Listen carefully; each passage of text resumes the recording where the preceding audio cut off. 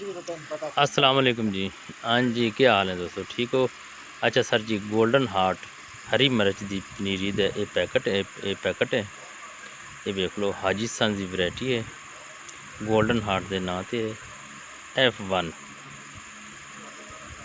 ये मोटी मिर्च होती है, देसी टाइप मिर्च होती है।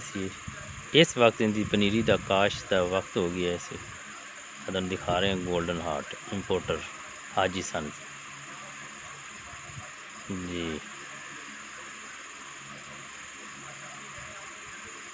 हाँ जी, पनीरी का वक्त हो गया सी। ये पैकेट मंगाए जी। असा पनीरी काश्त करनी, टनल काश्त होगी। अज पनीरी काश्त करांगे इंशाल्लाह 30 दिन 35 दिन पनीरी तैयार हो जाएगी। फिर इन्हू असी अगे शिफ्ट करांगे।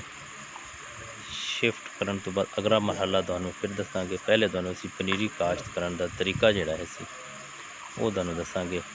पहले नंबर ते तुहानू पैकेट दिखा रहे हैं कि ये हाजी सन दिन गोल्डन हार्ट के नाम से मशहूर है सी जी। सर ये बीज नू असा ट्रीट किया है टॉपसन एम नाल। नहीं जी लगी जाता है टॉपसन एम नाल। ये 100 ग्राम बीज है। ये सारे का सारा टोटल जो 10 पैकेट है, 10 ग्राम की पैकिंग है। हाँ जी, इन्हू असी ट्रीटमेंट किया है। अब बर्तन टॉपसन एम ये सामने तो नज़र आ रही है। इनू अभी सरकंडा बोला जाता है इसी उर्दू के। असी वैसे इनू सर बोलने हैं। दवाई जाती वो ना ये लग गई उसी तो महसूस होती पई ना दवाई है ही इसके। ये सामने जमीन की तैयारी हुई पई है जी। ये बेड बने पे ये टोटल ना उतो आप जिथे फ्लड करता है उस टाइम ये भी लो जी। टोटल इत्थे पनीरी असी काश्त करांगे जी। इस जगह ते तुहानू भी पा ली है सारी भल लियांदी है जी नहर तो। ये ओप्पो है जी। ये बीज F11 100 ग्राम है टोटली। रिजल्ट बड़ा तकरीबन कमो बेश 18-19 हज़ार रुपए का 19,500 रुपए का बीज आया पिया। हाँ जी, इतने आए जी सामने जी निशान ला रहे हैं। ये फर्म है 3 फुट का। असी बैड बड़े बनाए सी थोड़े 5-5 फुट के चौड़े बैड हैं जी। 5 फुट चौड़ा ये तुहानू विखा दे जी।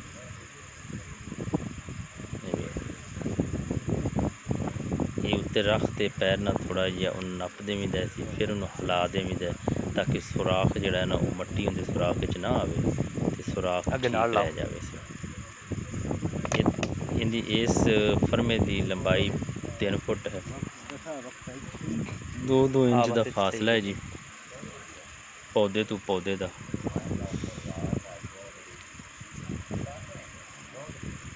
जी आ देखो जी।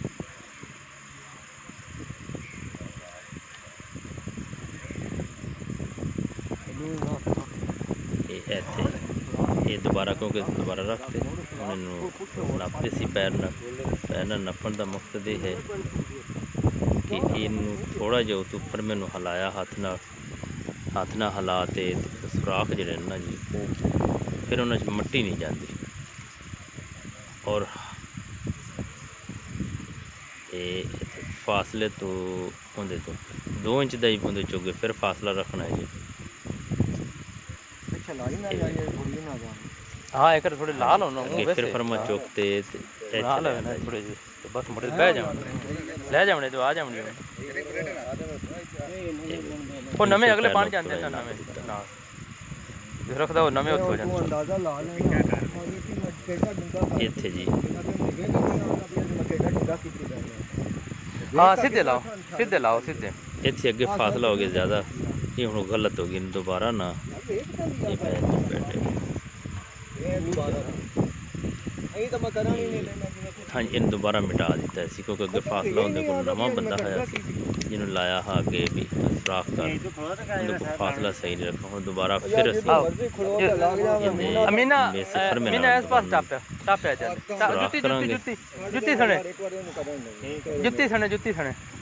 हाँ अच्छा ही जुत्ती ना इतना तुसी बरीकी वाला काम करदे बैठे ने जो पता नहीं भैंस चो 30।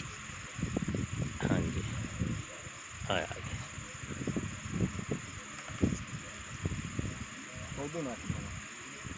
लैंड तो लैंड यानी कि सीधी हुए सी अगे फर्मा रखना है तो वो भी सीधा फासला बन जाए जी। पूरा काट ले थोड़ा जी हम यहाँ थोड़ा जाएंगे पूरा इधर काट ले ये- इधर बात ये- काट ले, ये- इधर काट ले। और इधर भी चाह थोड़ा जाए हाँ जी आ इतने कर दिता जी इतने हो गया सुराख ये हो गया ठीक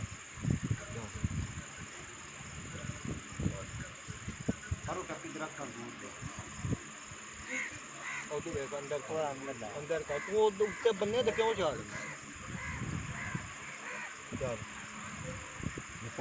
जी ये सुराख है जी थोड़ा जूम किया तो महसूस हो रहा है रोड़ी छोटी है सी एडी वड्डी इहदे विच नज़र आ रही है ना हुण मोबाइल दे एडी है नहीं हाँ बस ये तो फासला भी होता तो रखना बराबर वे ये भल है जी भल आंदी है सी नहर तो चक ते नहर तो खुश्क हो गई खुश्क होने तो बाद बैड प्लेन जमीन की थी प्लेन करन तो बाद इहदे विच इस जमीन के उत्ते इहनूं 3 इंच है जी 3 इंच का ये 3 इंच का इहदे च है जी फासला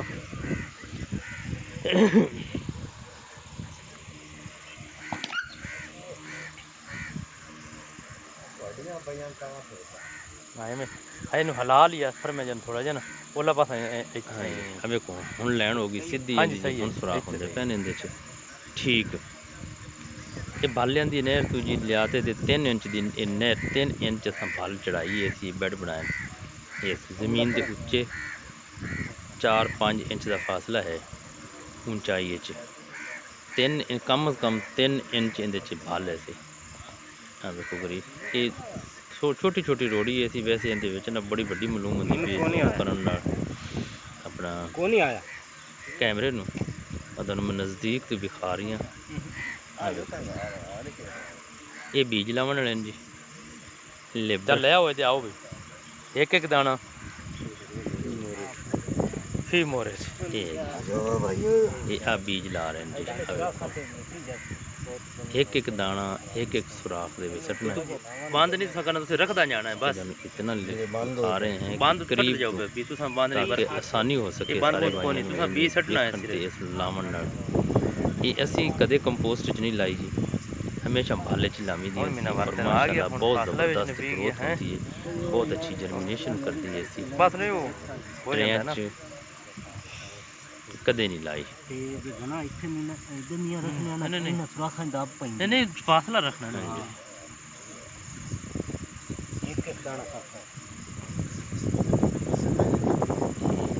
माशाल्लाह जी हुण तां खूबसूरत साफ सुथरे फासले पर तुसां उधर हलावना नहीं है। जी पर तुम दाना सट्टी जाओ एक एक वो तो बाद जन मुड़ापे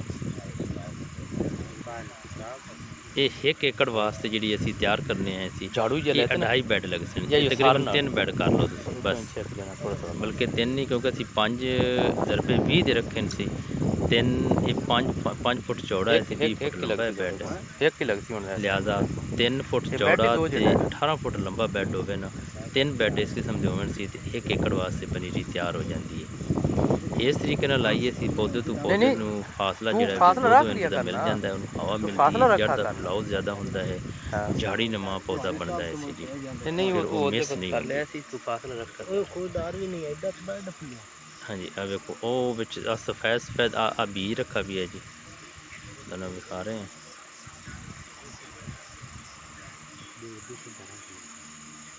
आ बीज है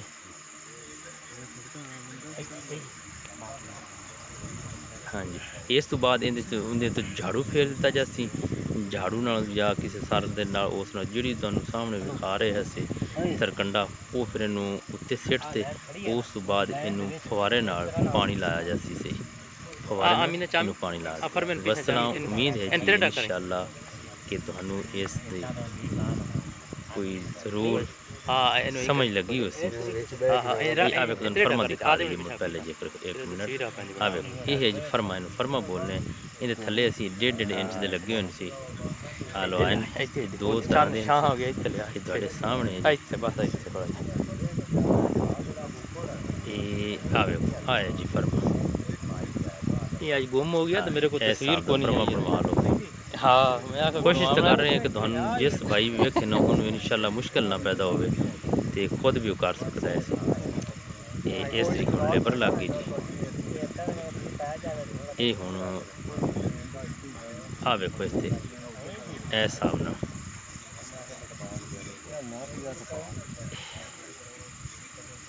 ਇੱਕ ਦਾਣਾ ਰੱਖਾ ਜਾਂਦਾ ਹੈ। ਇਹ ਫਾਸਲਾ ਠੀਕ ਹੈ। ਇਸ ਸਾਈਡ ਤੋਂ ਥੋੜੀ ਜਿਹੀ ਕੀਤੀ ਨਾ ਕੈਮਰਾ ਤੋਂ ਮਹਿਸੂਸ ਹੁੰਦਾ ਹੈ ਸੀ ਇਹ ਕਲੋਜ਼ ਹੋ ਗਿਆ। ਨਹੀਂ ਇਹਦੇ ਵੇਖੋ ਮਾਸ਼ਾਅੱਲਾ ਜੀ ਫਾਸਲਾ ਜ਼ਬਰਦਸਤ। ਆ ਵਿੱਚ ਸਫੈਦ ਪੈਨ ਇਹ ਦਾਣਾ ਰੱਖੇ ਗਏ ਸੀ। ਇਹਦਾ ਹੁਣ ਹਾਲੇ ਹੀ ਅਸੀਂ ਕੀਤਾ ਹੈ ਸੀ। ਇਸ ਤੋਂ ਬਾਅਦ ਪੋਲੀ ਜੀ ਇਹਨੂੰ ਉੱਤੇ ਝਾੜੂ ਫੇਰਦੇ ਸੀ। ਪੋਲਾ ਜੀ ਬਿਲਕੁਲ ਨਰਮ ਜਿਹੀ ਰੱਖ ਦਿੱਤੀ, ਥੋੜੀ ਜਿਹੀ ਮਿੱਟੀ ਆਈ ਸੀ।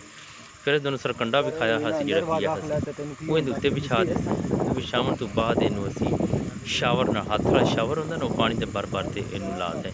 ਜਰਮੀਨੇਸ਼ਨ ਇਹਨੂੰ ਥੱਲੇ ਫਲਡਿੰਗ ਕਦੇ ਨਹੀਂ ਕੀਤਾ ਪਾਣੀ, ਸਿਰਫ ਉੱਤੋਂ ਹੀ ਪਾਣੀ ਦੇਵੀਦਾ ਹੁੰਦਾ ਸੀ।